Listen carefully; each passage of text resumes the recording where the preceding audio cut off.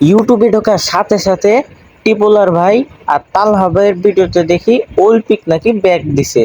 কৌতূহলবশত যখন আমি র্যাঙ্ক ম্যাচে পিকে ল্যান্ডিং করি, আমি তো পিক রে দেখে পুরাই বুদাই হয়ে যাই যে এটা আবার কোন পিক, এটা তো আমাকে পুরানো পিক না। টিপোলার ভাই আর তালহা ভাইরে মনে মনে অনেক গালে দিলাম যে ভাইয়েরা মিথ্যা কথা কেন বললো। তখনই আমার মাথায় আরেকটা চিন্তা আসলো, হয়তোবা শুধু ব্যাটেল রয়্যাল মোডে আমাদের ওল্ড পিকটারে ফিরিয়ে দিছে। সেই কৌতূহলবশত আমি যখন ব্যাটেল রয়্যাল মোডে ক্লাসিক মোডে স্টার্ট দিয়ে পিকে ল্যান্ডিং করি, সেখানেও দেখি আমাদের ওল্ড পিক নাই। তখন তো আমার মাথায় আকাশ ভাঙ্গে পড়লো যে তাইলে ওল্ড পিকটা আসছে কোন জায়গায়। তখন আমি তাদের ভিডিওটা আরেকবার দেখি ভালো করে। আমি তাদের ভিডিও লেখা দেখে ভিডিও বানাইতে আইসা পড়ি, কিন্তু পিক না পাওয়ায় আমি যখন তাদের ভিডিও পুরাপুরি দেখি তখন আমার তোমাদের বলতে ইচ্ছা করে, ओ भाई मारो मुझे मारो मारो मुझे मारो मारो। তোমাদের যদি মারতে ইচ্ছা করে অবশ্যই কমেন্ট করে জানাবা। আর তাদের ভিডিও দেখার পর আমি যখন গারিনার দেওয়া কাঙ্ক্ষিত ওল্ড পিক মুডে ম্যাচ স্টার্ট দেই ভুইয়া নেওয়ার উদ্দেশ্যে, তারপর আমার সাথে যে ইতিহাস ঘটে সেটাই আজকে আমি তোমাদের সাথে শেয়ার করব। তো বেশি কথা না বাড়িয়ে ছোট্ট একটি ইন্টারভিউর মাধ্যমে ভিডিওটি শুরু।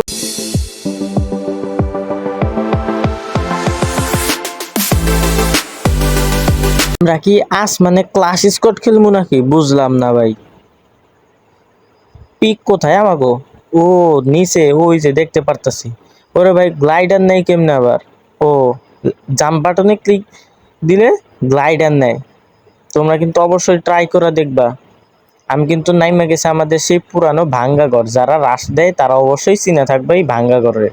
আমার এই পুরাতন পিকে কিন্তু ঘটে যায় অনেক অনেক ইতিহাস, যা তোমাদের সাথে সম্পূর্ণ শেয়ার করা সম্ভব না, বা তোমরাও বিরক্ত ফিল করতে পারো। তাই আমি ছোট ছোট করে মজার কিছু সময় দেখাচ্ছি।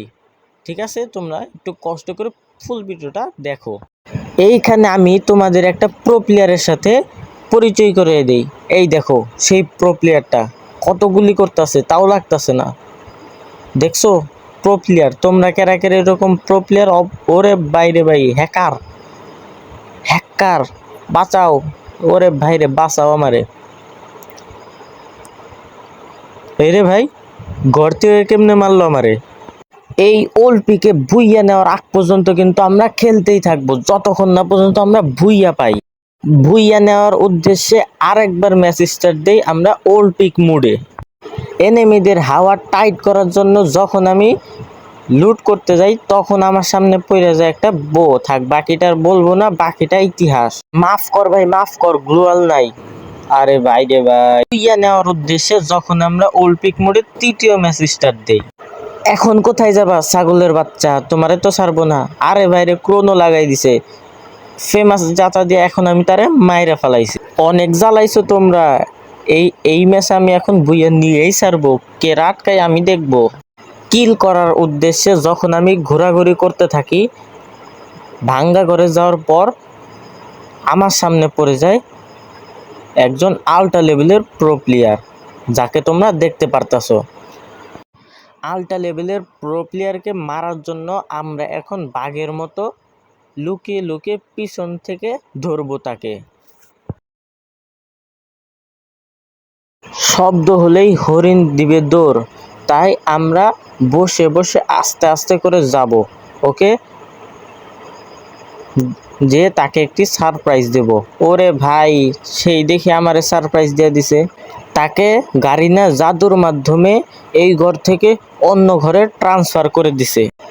তারপর আমি আমার নেক্সট হরিণকে খোঁজাখুঁজি করি। বাঘ হয়ে হরিণের কাছে মার খাওয়ার ব্যাপারটা খুবই লজ্জাজনক লাগে আমার কাছে।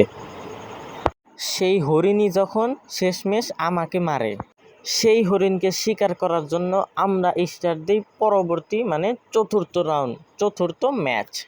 হরিণকে শিকার করার জন্য আমরা যখন গ্লাইডার দিয়ে উড়তে থাকি, তখন কোনো এক গোপন সূত্রের মাধ্যমে জানতে পেরে যাই আমাদের ম্যাচে নাকি পড়ছে সিংহ মামা।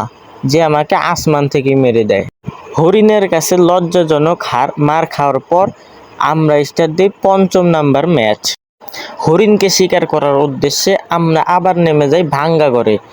কিন্তু ভাঙ্গাগড়ে নামার পর আমাদের সাথে ঘটে যায় আরেক বহু ইতিহাস। ওল্ড পিকে বুইয়া নেওয়ার উদ্দেশ্যে আমরা স্টার্ট দিই ৬ নাম্বার ম্যাচ। এই ম্যাচ স্টার্ট দেওয়ার আগে আমরা হোয়াইট 444-এর আত্মাকে জাদুর মাধ্যমে আমাদের ভিতরে আনি এবং তারপর আমরা এই ম্যাচটি ভুইয়া করার উদ্দেশ্যে যখন এনিমিদের মারতে যাই, তখন এনিমিদের আমি যাই মারি তাই দেখি শুধু লাল হয়। এখন আমি M41 দিয়ে ওয়ান ট্যাপে ট্রাই করব। তারপরে কোনো ইতিহাস না ঘটার কারণে আমরা কেটে সামনের দিকে এগিয়ে যাই। আমি কিন্তু M41-এর ওয়ান ট্যাপ এটাকে দিয়ে দিছি।